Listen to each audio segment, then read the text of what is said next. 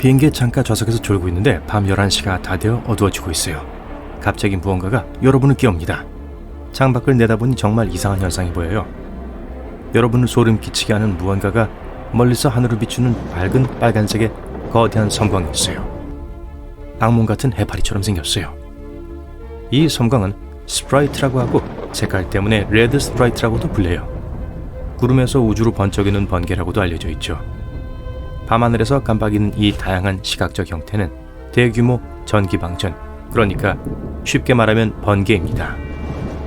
번개는 뇌우 구름 위, 즉 고도 48에서 90km 상공에서 발생하기 때문에 비행기 창문에서도 잘 볼 수 있어요.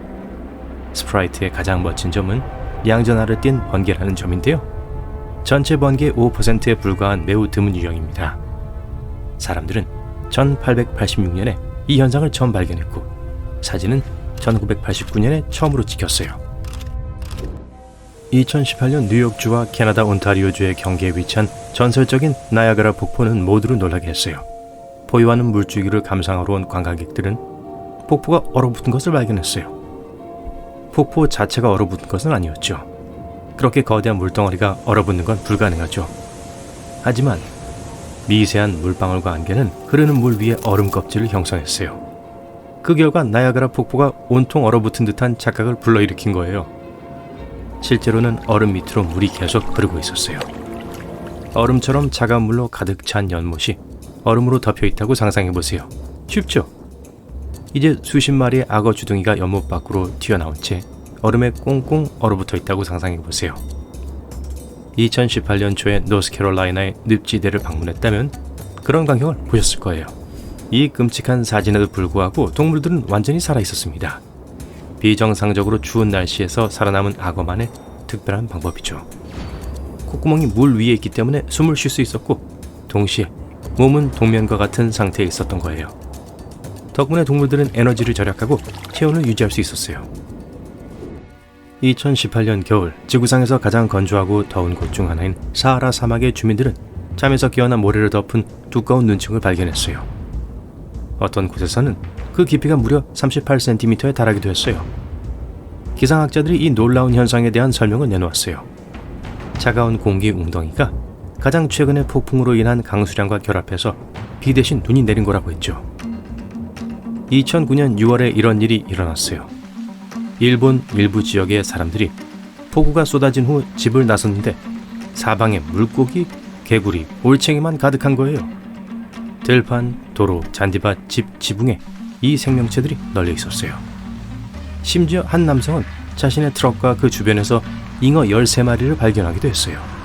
이 기괴한 비가 어디에서 왔는지 아무도 확실하게 알지 못해요. 하지만 가장 널리 알려진 이론은 강력한 물줄기가 동물들을 집어 올렸다는 거예요. 그런 다음 상층 대기를 통해 그들을 운반해서 의심하지 않는 사람들에게 떨어뜨린 거죠. 호주에서는 때때로 거미비가 내려요. 거미는 풍선을 탈 수 있거든요. 매우 특이한 이동 방식이죠. 거미는 높은 나무나 관목의 꼭대기로 올라가요. 그런 다음 여러 가닥의 실을 회전시켜 자신이 바람에 날아갈 수 있도록 하는 거예요. 풍선 거미를 발견하는 것은 쉽지 않아요. 하지만 날씨가 특히 습하고 불쾌할 때 대량 풍선 날리기가 발생하기도 해요. 수백만 마리의 거미가 더 좋은 조건의 다른 장소를 찾기 위해 여행을 떠나는 거죠. 마치 밖에 눈이 내리는 것처럼 보일 수도 있어요. 하지만 그건 거미가 땅으로 내려오는 거예요. 세계에서 가장 긴 번개 폭풍이 베네수엘라에서 발생하면서 하루에 9시간 동안 지속될 수 있습니다.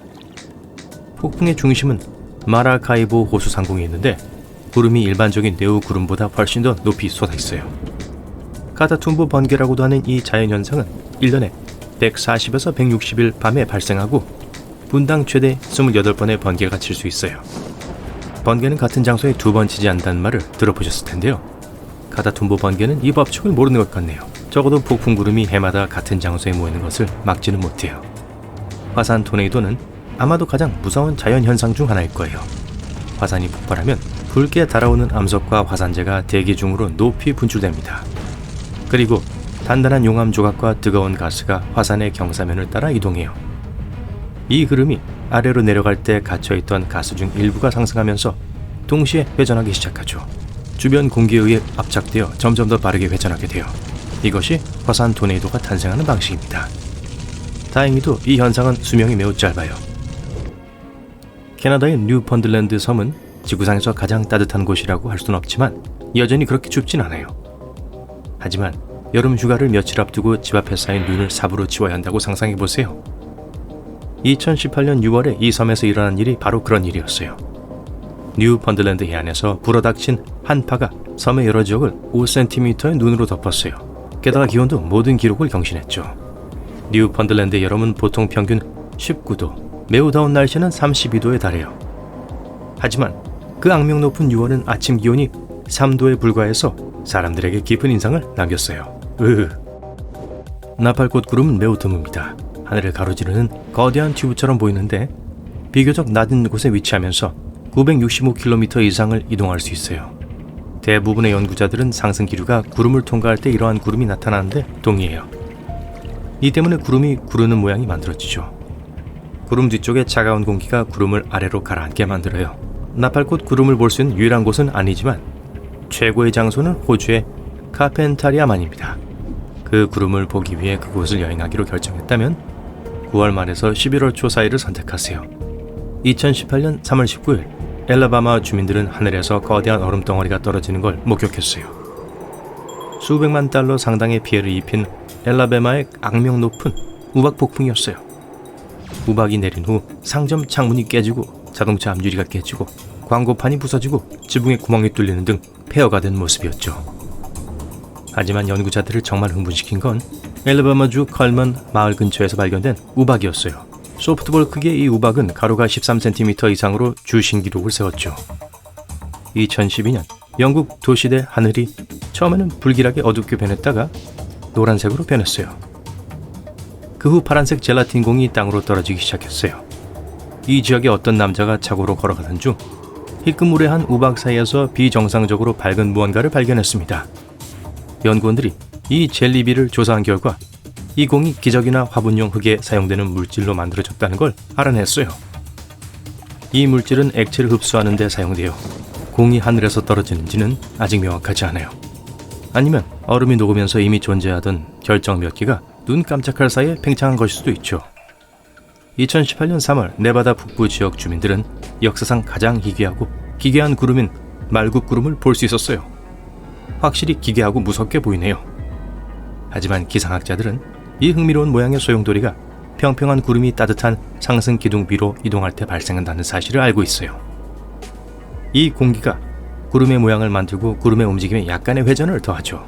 이러한 구름은 매우 일시적이고 보통 몇 분 동안만 지속돼요. 원통형 스노우 도넛은 돌풍이 눈덩이와 놀아보기로 결정할 때 발생해요. 눈이 쌓인 지역을 가로질러 눈을 굴리기 시작합니다. 진짜 눈덩어리라면 결국 너무 무거워져서 바람에 움직일 수 없을 거예요. 하지만 스노우 도넛의 중심은 속이 비어 있어요. 내부층이 너무 얇아서 도넛이 형성될 때 날아가기 때문이죠. 따라서 일반 눈덩이보다 가벼워요. 그래서 더 멀리 굴러가기도 하고요. 안타깝게도 스노우 도넛은 그냥 가서 찾을 수는 없어요. 매우 정확한 조건에서 나타나기 때문에 정말 드물답니다.